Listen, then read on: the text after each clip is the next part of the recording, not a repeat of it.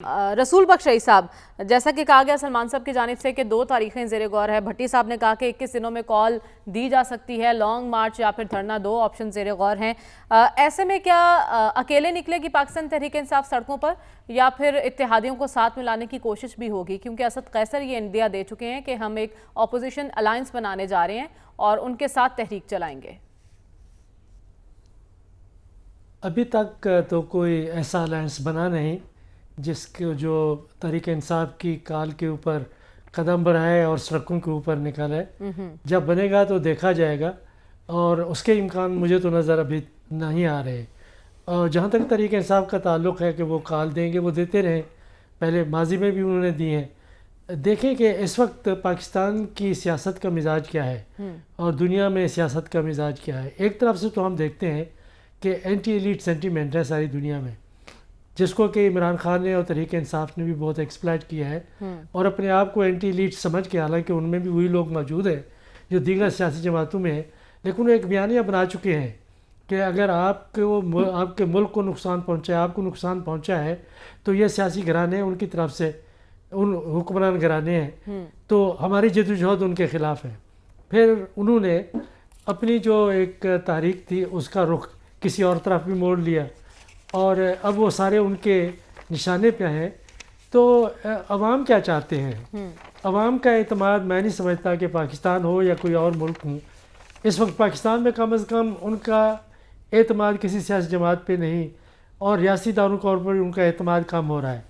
تو اس عدم اعتماد کی وجہ سے کوئی سیاسی تحریک نہیں چل سکتی، اور نظریات کے نہ ہونے سے بھی کوئی سیاسی تحریک نہیں چل سکتی، اور اتحاد کے بغیر بھی کوئی سیاسی تحریک نہیں چل سکتی۔ لوگ جس طریقے سے بار بار تحریک انصاف کال دیتی ہے، راستے بند ہوتے ہیں، کنٹینر لگتے ہیں، کل بھی ہم بات کر رہے تھے اس سلسلے میں، تو اس سے لوگ پریشان ہیں۔ لوگ کیا چاہتے ہیں؟ لوگ استحکام چاہتے ہیں، امن چاہتے ہیں، اور وہ یہ چاہتے ہیں کہ سیاست میں جو مرضی آپ کرتے رہیں، ہماری سڑکیں کھلی رہیں، ہماری مارکیٹس کھلی رہیں، پیٹرول دستیاب ہو، بجلی ملتی رہے، پانی ملتا رہے، صحت، تعلیم، سب چیزیں ملتی رہیں۔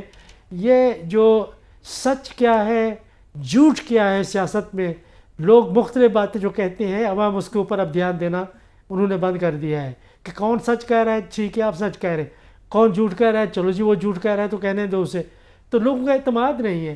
میرا نہیں خیال ہے کہ پاکستان میں، اب دیکھ لیں کہ اگر تحریک چلنی ہوتی تو 3 سال کیوں لگتے ہیں؟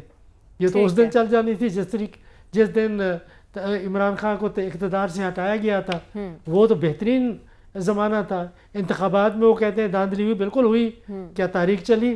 اب انہوں نے تمام راستے تحریک انصاف کے لیے اور حزب اختلاف کی دیگر جماعتوں کے لیے بند کر دیے ہیں کہ 26ویں ترمیم آئی، پھر قوانین، پھر عدلیہ، جو کچھ حکومت اور ان کے سرپرست کرنا چاہتے تھے وہ کر چکے ہیں۔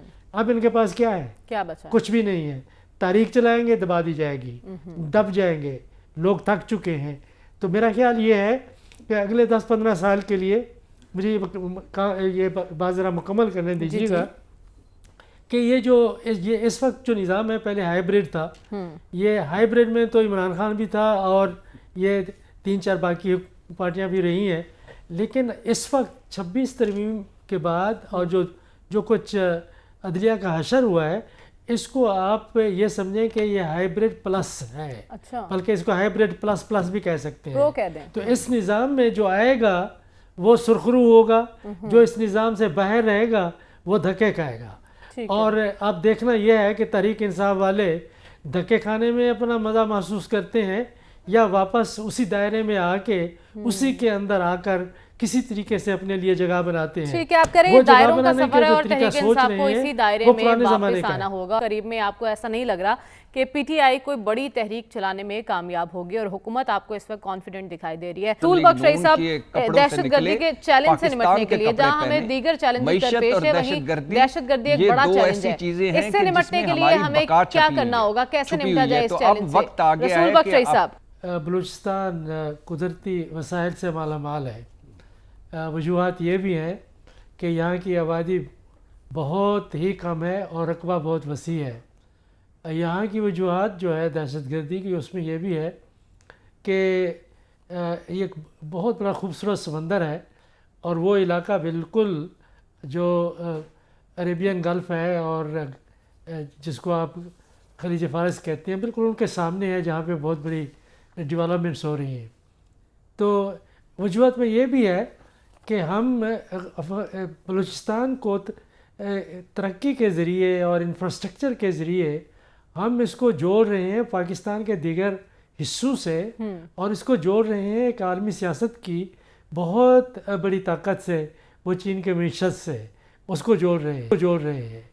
یہ وجوہات میں اس لیے ہیں کہ جس طریقے سے ہم چلے ہیں، یہ سی پیک سے پہلے کی باتیں ہو رہی ہیں.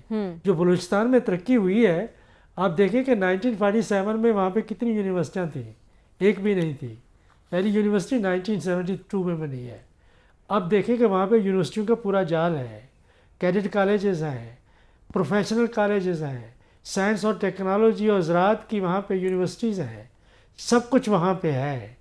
سڑکیں ہیں، ریلویز کا نظام تو ہم نے سارے ملک میں تقریباً تباہ کر دیا ہے، لیکن وہاں پہ تین طرح کی وہاں پہ ریلوے سسٹم وہاں پہ موجود ہے. تو جو منصوبہ بندی ہے، جو ترقی ہوئی ہے، اس سے کچھ لوگوں کو خدشہ پڑا ہے جو علیحدگی پسند تھے بلوچستان میں، اور ان کے حامی کہ اگر یہ بلوچستان ترقی کر کے معاشی طور پر پاکستان کی دیگر حصوں کے ساتھ انٹیگریٹ ہو گیا تو ان کی سیاست ہمیشہ کے لیے ختم ہو جائے گی.